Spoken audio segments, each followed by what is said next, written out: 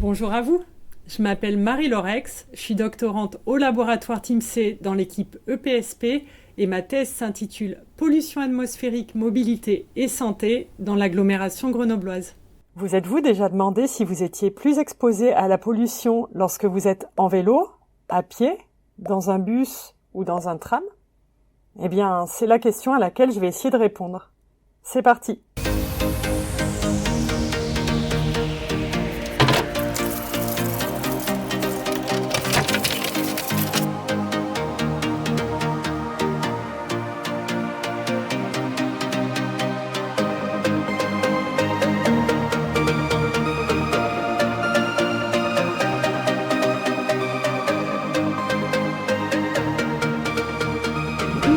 Du bateau, maison du tourisme. Tourist Office. Avant de descendre, assurez-vous de ne rien oublier à bord. Dans cette étude de ma thèse, nous allons nous concentrer sur les particules fines. À Grenoble, elles viennent principalement du chauffage au bois et des véhicules. Elles contiennent en général de la matière organique, des nitrates, du carbone suie, de l'ammonium, des sulfates, mais aussi parfois des métaux ou d'autres composés toxiques. Vous l'aurez compris, les particules fines, ça ne fait pas franchement rêver. Elles sont en général classifiées par leur taille et appelées PM10, PM2,5 ou PM1. Par exemple, PM10 signifie que leur taille est inférieure à 10 microns, ce qui équivaut à 1/5 du diamètre d'un cheveu. Les effets de santé des particules fines dépendent de leur taille. Les PM10 tendent à rester dans les voies aériennes supérieures, où elles ont relativement peu d'effets, alors que les PM2,5 peuvent quant à elles atteindre les alvéoles pulmonaires, et les PM1 la circulation sanguine, ce qui peut conduire à des maladies respiratoires, cardiaques ou même neurologiques. On a également des décès prématurés pour les plus vulnérables. Il est donc important de les mesurer. Et c'est précisément ce que nous allons faire. Cette étude se focalise sur les PM2,5 et elle vise à comparer leur niveau dans 4 moyens de transport différents à l'aide de capteurs low cost. Ce sont des capteurs optiques que nous avons calibrés en les comparant à la référence d'Atmo Auvergne-Rhône-Alpes. Pour cette expérience, nous avons recruté 2 expérimentatrices de choc, Marie-Laure et Mélène. Le principe de l'expérience ? Quand Marie-Laure prend un mode de transport sur un trajet, Mélène prend un autre moyen de transport sur le même trajet. Nous avons choisi 5 sites d'études dans Grenoble pour comparer ces modes de transport. La rue Abbé Grégoire dans le quartier Saint-Bruno, la rue Raoul Blanchard vers la Maison du Tourisme, le cours Jaurès que tout le monde connaît, le boulevard Jean-Pin devant la mairie.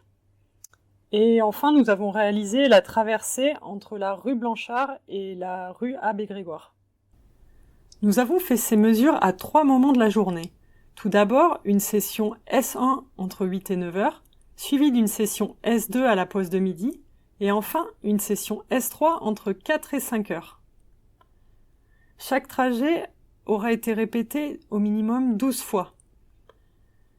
À la base, nous avions prévu de réaliser cette expérience sur 10 jours ouvrés. Mais nous avons eu quelques péripéties.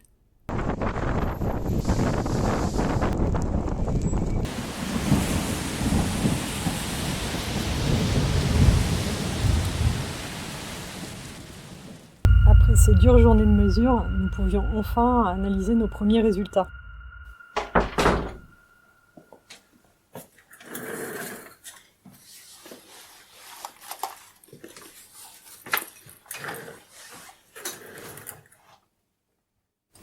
Nous avons assez vite remarqué que le moyen de transport le plus exposé était le vélo, suivi de la marche, du bus et enfin du tram. Alors ce même ordre avait déjà été observé par des scientifiques chinois en 2022, mais ils avaient réalisé leurs mesures avec des capteurs plus onéreux. Par ailleurs, nous avons observé une diminution des niveaux de PM2,5 au cours de la journée, avec un minimum observé en session S3 entre 4 et 5 heures.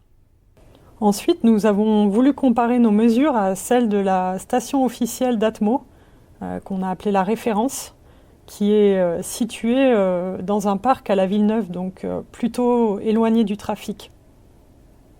Voici la répartition des mesures au cours des différentes sessions, S1, S2 et S3.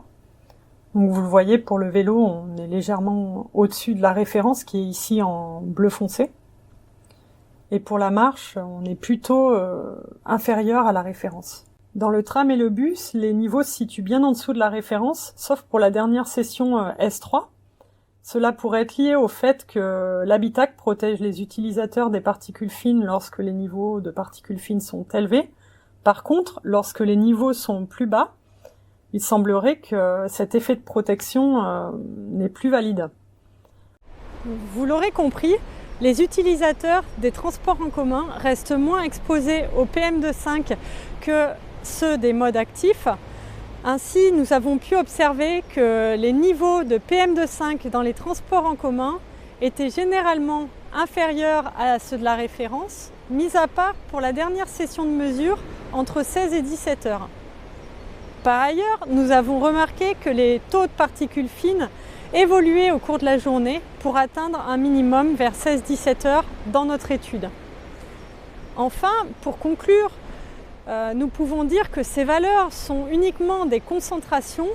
Il nous reste encore à calculer la dose réellement inhalée par les individus et nous ferons ceci à l'aide des fréquences cardiaques que nous avons mesurées pendant notre étude. Je vous remercie pour votre attention, à très bientôt.